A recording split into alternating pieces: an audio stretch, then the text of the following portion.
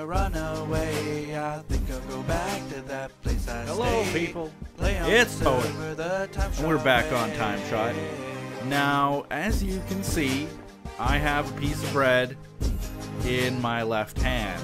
And in the top right, you can see little indicators of what effects we've got. So that means, yes, we are on 1.9.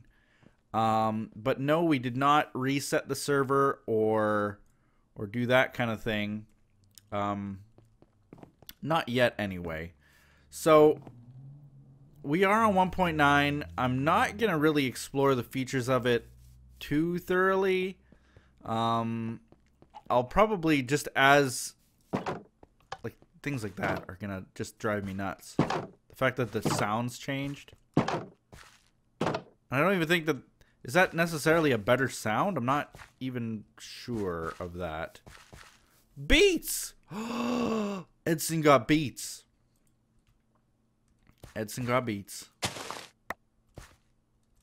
There's a beat. There's a couple beats. Are these beats not done? Because I just dug up 3 and it only gave me 3. Beat roots. Are these not done? They look done. Okay. Oh, it's been giving me seeds. I haven't noticed. Beetroot seeds. So, I'll be honest with you guys. I didn't look into the snapshots. I didn't look into the pre-releases. I never do. Not ever. Not ever have I once, ever, really looked into the snapshots, except when we did the Snapshot Edition UHC for 1.9. And the reason we did that one was kind of because we wanted to test out the new combat system, because this is known as the combat update. Maybe it should be known as the beat update. I don't know. But we've got beets. Are these beets too? Are these beets? No, they're potatoes. All right. So we got some beets here and some carrots here. Can we eat beets? Can I eat? How do I... Oh, I'm not hungry. Well, that's... First of all, that's a problem. Okay, so we got some beet stuff here too. So this offhand thing is really... I don't know. It's kind of irritating me. I swear, this won't be a rant video. This will not be a rant video about 1.9. I promise that. I hope. Anyway, 1.9 is something that I'll have to get used to. There are things that I really do want to complain about. One of them being the offhand item. One of the biggest things that I really hoped they would fix, and I do think that it is a bug and that they should fix it, is that when I've got 2 things in my hands like this, and I click on my left mouse button, it swings my right hand item. And when I click on my right mouse button, it activates my left hand item. They're both moving, but trust me, it's the bread that's going to be moving there. So that kind of bothers me in my brain. It's like, why am I clicking left to use my right item and clicking right to use my left item? Like, why is it that way? Why can't we swap that? I guess I could go into the controls and switch it, and I probably will, but that should be kind of like a default way of using it. And the other thing that kind of bothers me is if I don't have can I have bread in both hands? I can have bread in 2 hands? I can double fist bread. Nom nom nom nom nom nom nom nom nom. This is amazing. That part is amazing. Okay, I'll give you that. I think that I'll hold beets in 2 hands. There we go.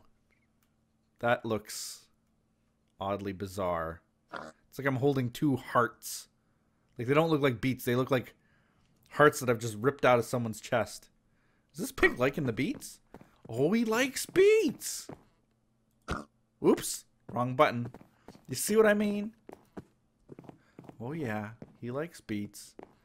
So, again, what I was going to say, I didn't really finish it, is that I haven't looked into the snapshots since we played that UHC, and honestly, I have no idea what the beats even are. I didn't even know they were a thing until I was watching Edson's stream, and he was exploring the entirety of our map.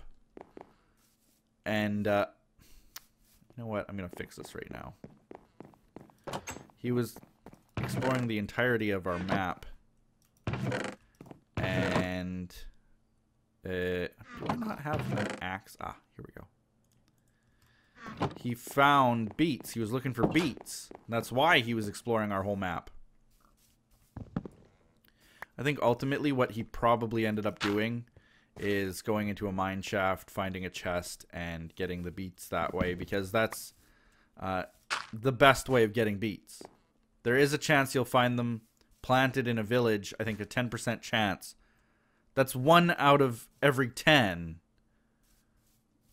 villages that you find might have beats in it.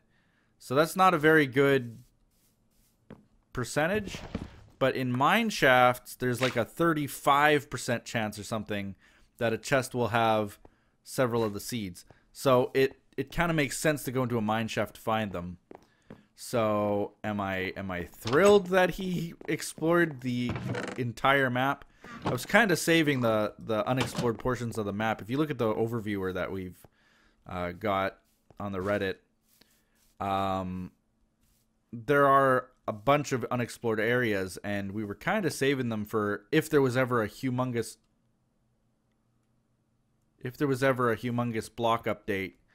We were hoping that those areas might have those blocks, but that won't happen anymore. So a reset is all the more imminent, because what'll happen is if there was ever a 1.10 version of Minecraft, what is this? If there was ever a 1.10 version of Minecraft, Hawk, again,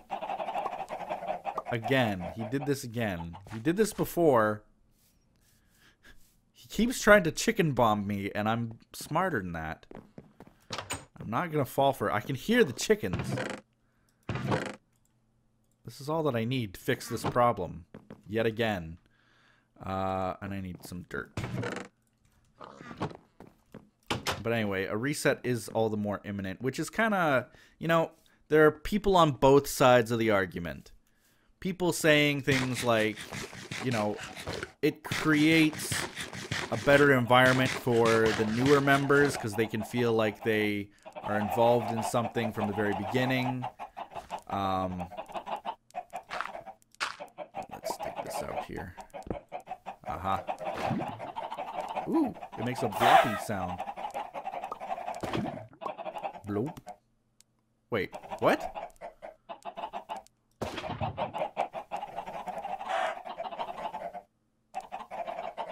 Huh?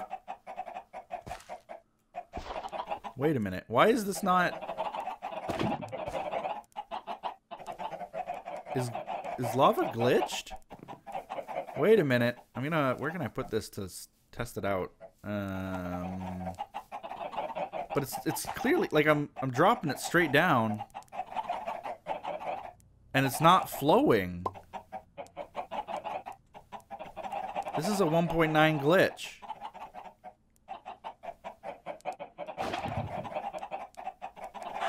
Okay, so it kills the ones under it.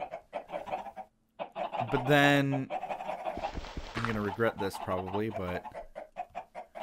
Actually, let's do this. All the chickens are gonna get... Glass.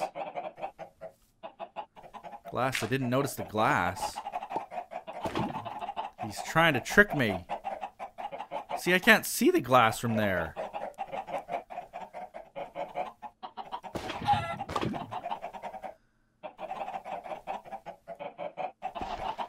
How do I... Okay. Hawk. Still isn't gonna work. Where are the others? They're in here.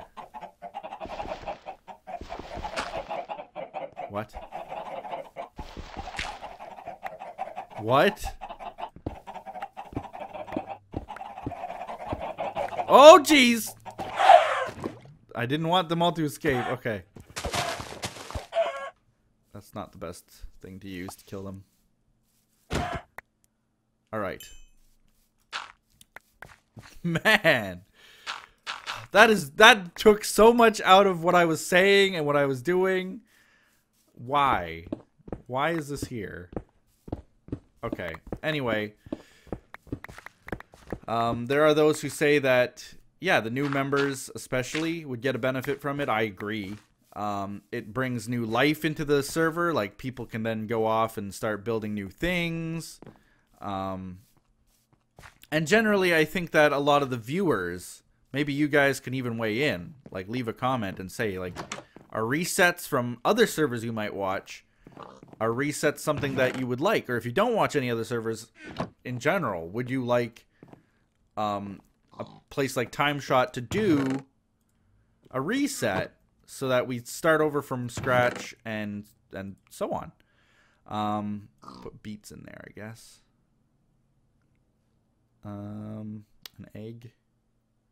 You'll notice that I have all these silk touch shears, and that is because starting with 1.9, you cannot craft silk touch shears.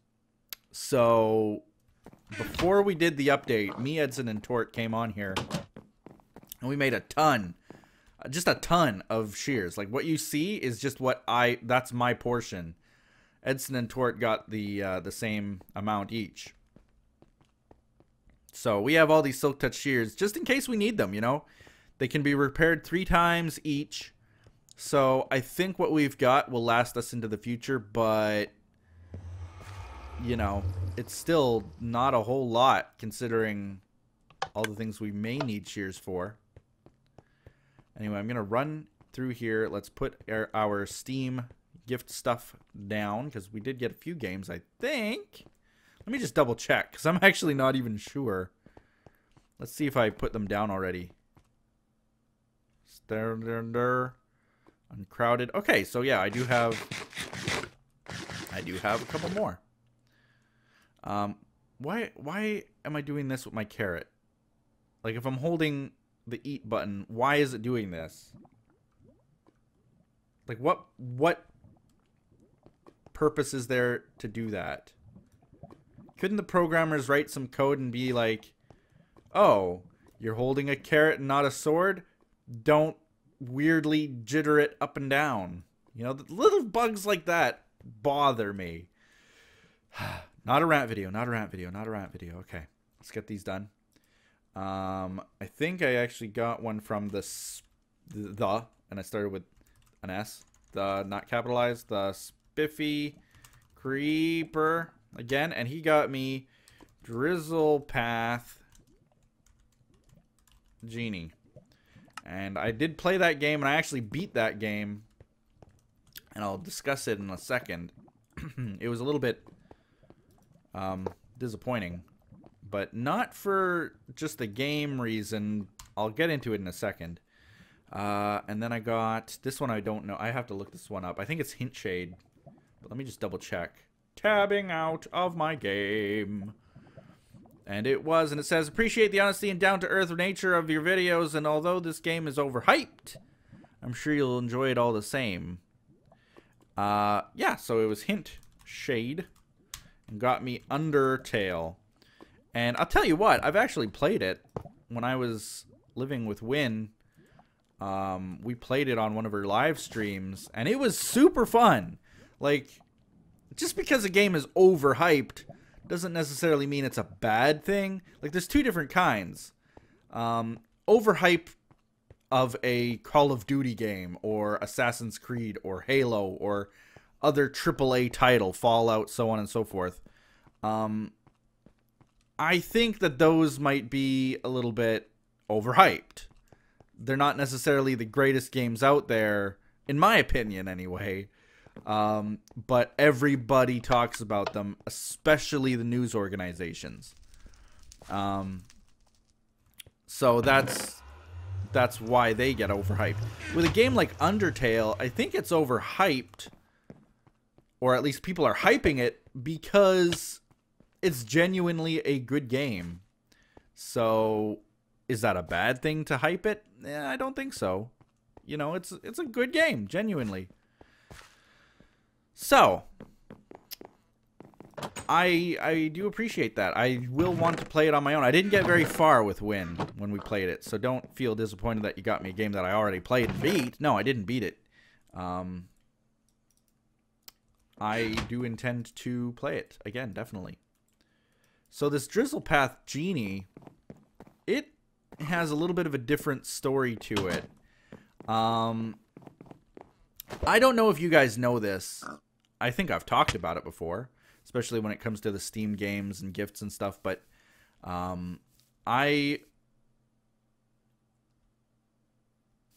What?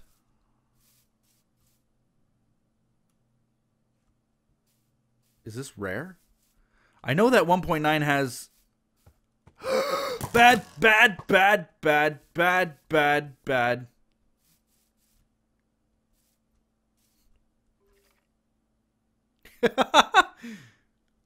Can I tame them? I gotta stay right there, you. Owie.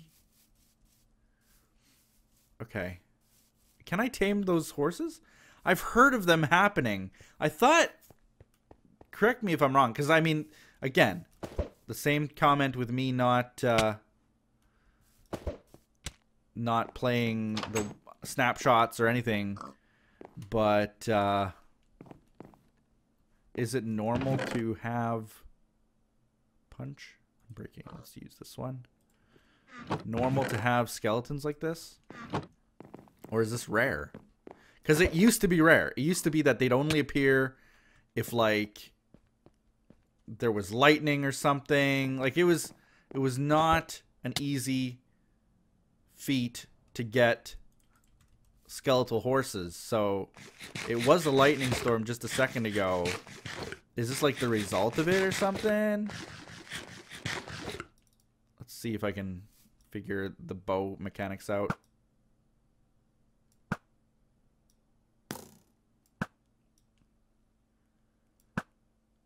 There we go. Took a long time to kill him. Where'd that other skeletal horse guy go? There he is. Boom. Oops, I missed him. Ooh.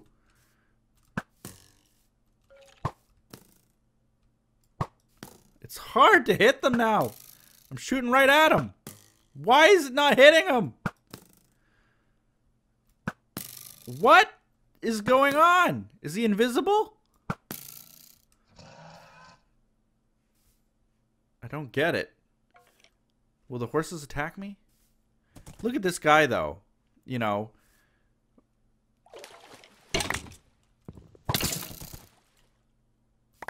Oh, why is it not hitting him? Why?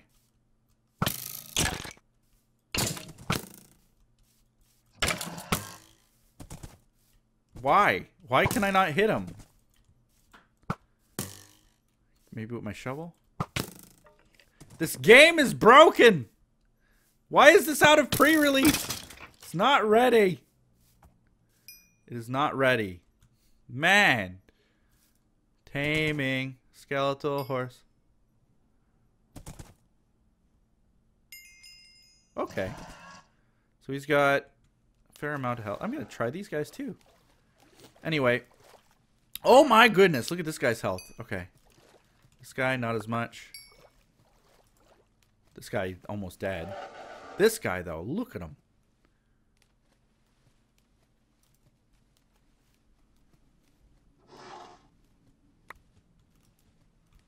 Is he tamed to me already? Just like that? Okay, well, I'll be right back. Actually, let me try to lead him. Which one was it now? This one, right here. Yeah. No. Come on.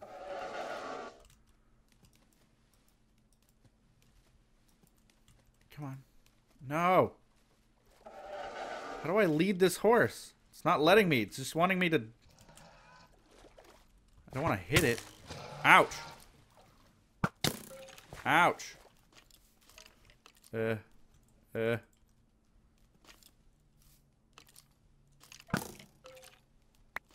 did he go? The AI is so much better now. There he goes. Where are you? This guy I can hit just fine. Okay. Oh! Let's,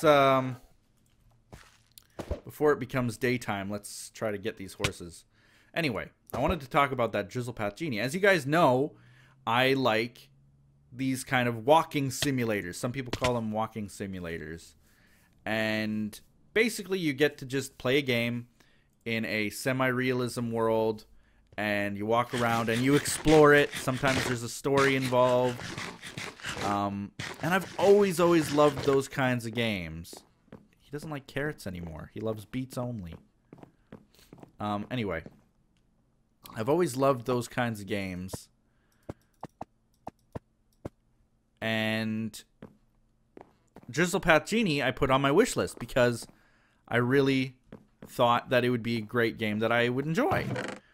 And I played it, and the whole thing was so lame. I'll be perfectly fair in saying that it was lame. Like, well, it's not really fair, I guess. It's perfectly honest. Is that it was a lame kind of game. I didn't enjoy it. But I'm entitled to that opinion. I do believe, you know, if I don't like a game, I'll be honest and say that I don't like this game. This is the guy I want. Come here, you. No. Yes.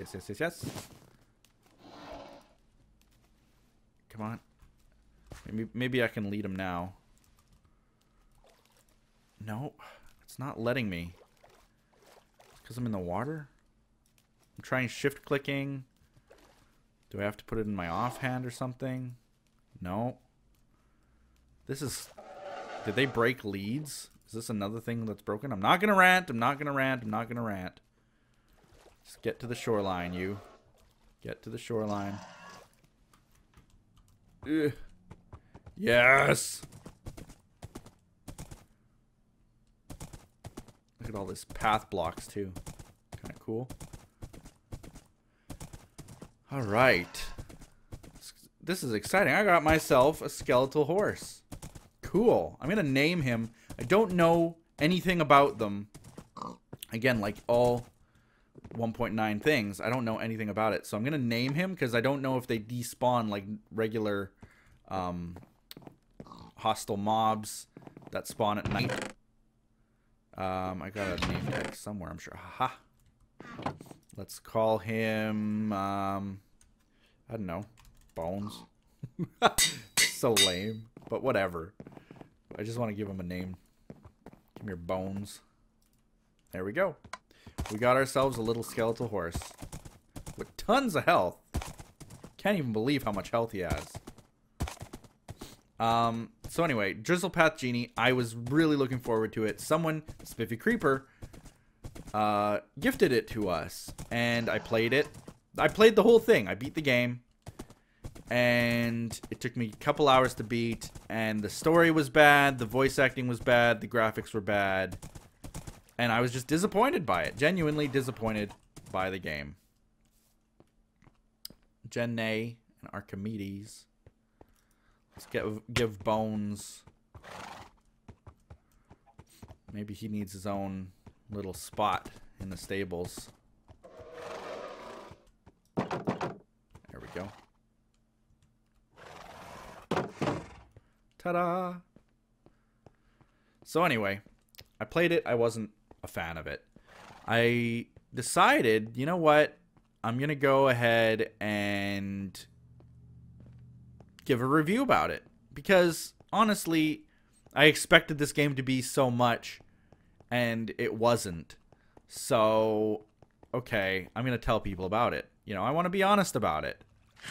So, I went to their review, or their Steam gift page, not the gift page, the Steam page for the game, the store page. I'm going to actually start tearing down Siri's spawn house. Farewell, Siri. We knew you well. Let's see, get up here. We have a policy on TimeShot that once a person leaves the server, we generally tear down their spawn house eventually, anyway, to make room for other people who might need the area at spawn for something. So that's what we are going to do. However, we also have a policy that means that we do not usually damage or destroy the original house of theirs, like her house way out in the field there. We would rather repurpose it than destroy it. So that's our policy on that. But anyway, getting back to this Drizzlepath thing. I went to their store page and went to the reviews, and I realized very quickly that all of their reviews were positive. And I was like, wait a minute, why? I mean, I understand that people might like the game. I can see how people would like the game. You know, it's not that I hated the game, it's just that it wasn't a good game.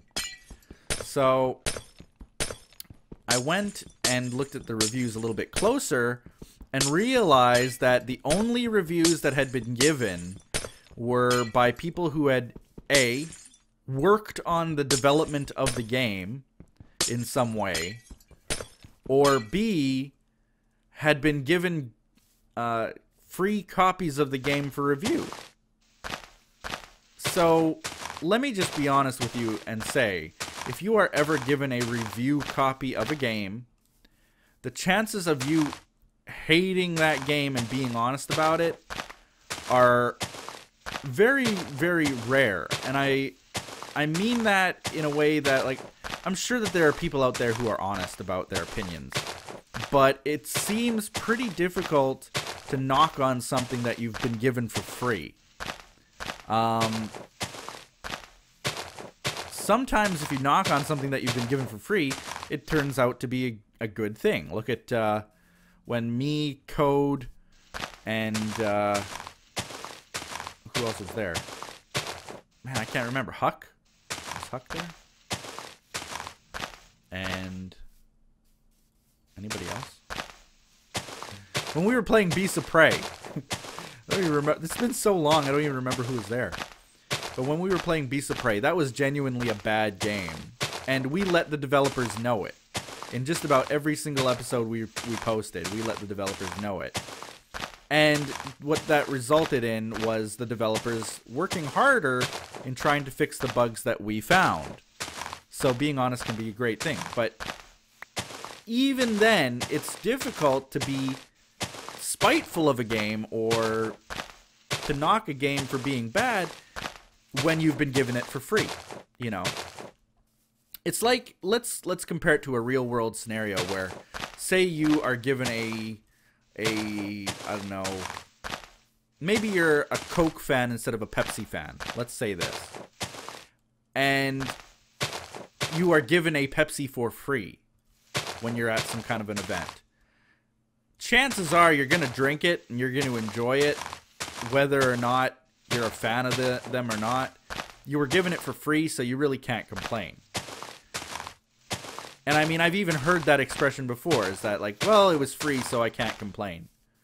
So, I mean, it's genuinely people don't feel the need to hate on something that they're given for free. So that's my opinion about those reviews as well. So the only reviews for this game were by developers, and they were the funniest ones, because they were like, I'm going to be unbiased, and I'm going to be completely non-judgmental, because I only worked on the sound part, but I really like the graphics and the writing. And then, like, the writer would comment and be like, I'm going to be impartial too, because I worked on the writing, but I really liked the graphics and the sound. And it's like, they kind of gave reviews like that. And again, it's one of those things where I highly doubt that a developer for the game would post on the Steam page for the game and make a comment like, this game stinks. The graphics are terrible. Yeah, I don't see them doing that. I mean, you got paid. I imagine they got paid for doing the work that they did. They're then gonna go and slam the game? No, it's not gonna happen. So I made my review, and I made it very honest. I thought that I went through every single thing that they talked about in their description of the game, and you can read it. I mean, you can go on Steam right now, go to Drizzlepath Genie and read my review. It is a massive rant, wall of text, as I often do. And I basically tore the game apart. I picked it apart. Not because I hated it, because I thought that people deserved an honest review about the game, and that it wasn't that good. So I went and I made my review. Within a couple hours of my review being posted, one of the developers replied to my post and accused me of not actually beating the game, and that's why I was jumping to conclusions and rushing to judgment. But here's the thing. I did beat the game. I beat it. The credits rolled. I saw the ending sequence. There was nothing more for me to do but play it again. I beat the game. The game was done. And the developer, instead of acknowledging, or ignoring a bad review, which they're entitled to do, they accused me of not beating the game, and that's why my review was bad. So I then replied again and confirmed, yes, I did beat the game. Like, I can even explain what the ending was, and I did. I put it in a spoiler tag, and I went over why I hated the ending. Because, like, I just felt that it was so, I don't know, what's the word for it? Is disingenuous the word? But being purposefully dishonest about, or no, that's not really it either. But what is, I don't know what the word might be for someone who, like, goes out of their way to try to undermine a bad review when, at the end of the day, I was just being honest. And it wouldn't have looked so bad now to me if, number one, they hadn't been basically padding their reviews with positive reviews. And then number two, as soon as I posted a bad review, they come along and say, well, you didn't beat the game. Clearly you didn't beat the game, or you'd have a different opinion of it. That kind of response. That just made me feel even worse about it, because, I mean, like I said at the beginning, I didn't hate the game. I just felt that it wasn't good, and that people should know that it's not like the reviews were going on and on and on about how atmospheric it was and how amazing it was, and I mean, it's not that good. It wasn't. And I needed to tell people that, because my opinion differed so greatly from that. But I then started hating the game when I realized that they started picking apart my review of it by claiming I hadn't beat the game. So, it's one of those things where you just, you try to be honest, and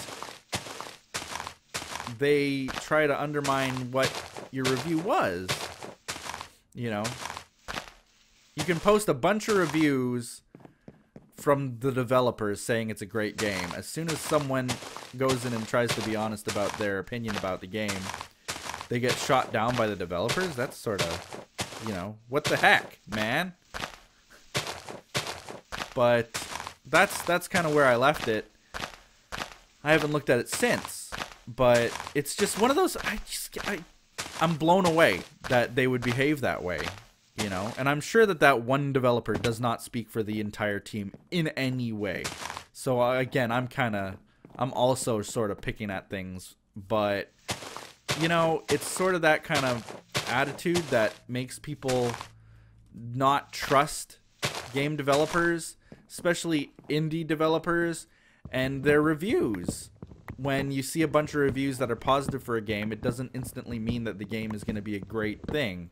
You sometimes have to look at it a little bit closer and then it all becomes apparent why things aren't as they seem. So that's that. But I don't feel like the game was a bad game, and that's something that I tried to drive home. I guess I missed they missed the point, but I don't want someone to feel bad either. Like, right away I got a reply, I think, to that review from the Spiffy Creeper, the guy who gifted it to me. He's in the Steam gift room there, saying like, "Oh, I'm sorry that you didn't enjoy the game," and I don't want people to feel bad if they gift me something and I end up not liking that thing. I mean, that's the chance you're gonna get with any kind of gift in life. Sometimes you like it, sometimes you don't, and I'm not gonna lie just because it was a free gift and say that I loved it. You know, I enjoyed playing a game. That's the whole point, is that I actually enjoyed the experience. I enjoyed the ability to play a game that I otherwise would not have been able to afford whatsoever. So, I mean, that's a wonderful thing. And I appreciate it 100,000%. So, again, it's like, you know, if you see that I dislike something that you've given me, I don't want you to feel like you failed or that you should feel bad about it. No, not at all. Quite the opposite. I mean, I'm enjoying it. I played it, and that's way more than I could have done ever before. So, you know, why should you feel bad about that? And it's not the fault of the person who gifted it to me that the developers ended up being kind of stupid about it. So, I mean, that's that. That's that. You know, this wasn't even the topic that I wanted to talk about today. It wasn't. It wasn't at all. Which is kind of good, because that means that I can get a second video out pretty soon with the other topics that I've got going along in my head. But it's funny, you know, sometimes you just get to talking about one thing and it turns out to be a longer thing than usual. I wanted to quickly say that it is March now at the point of me recording this. I don't know when you're watching it, but it's March right now. And my Patreon payments haven't come through yet. So it's only March 1st.